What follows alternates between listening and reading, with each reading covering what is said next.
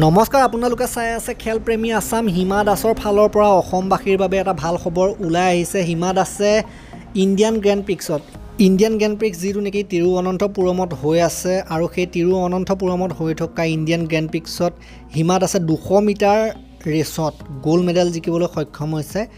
তেখেতে 23.79 ছেকেণ্ডত ৰেচ সমাপ্ত কৰি 200 মিটাৰৰ গ'ল্ড মেডেল জিকিবলৈ সক্ষম হয়।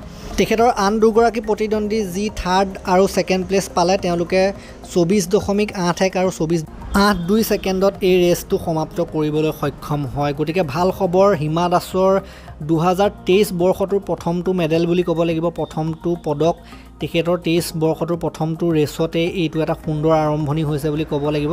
গতিকে অভিনন্দন জ্ঞাপন কৰিছোঁ খেলপ্ৰেমী আছাম ইউটিউব চেনেলৰ ফালৰ পৰা। আৰু বিভিন্ন ধৰণৰ খেলৰ খবৰৰ বাবে আপোনালোকে জড়িত হৈ থাকক খেলপ্ৰেমী আছাম চেনেলটোৰ লগত। খেলৰ উপৰিও ক্ৰিকেটৰ যদি কথা ক'বলৈ যাওঁ, ক্ৰিকেটৰ কথা আপোনালোকে চাবলৈ ক্ৰিকেট গুৰু আছাম চেনেলটোৰ লগত জড়িত হৈ থাকিব পাৰে। আমাৰ একেই নেটৱৰ্কৰ চেনেল সেইটো। ধন্যবাদ আৰু নতুন ভিডিঅ' লৈ অনাৰ প্ৰতিশ্ৰুতিৰে এইটো ভিডিঅ' ইমানতে সমাপ্ত কৰিছোঁ। ধন্যবাদ।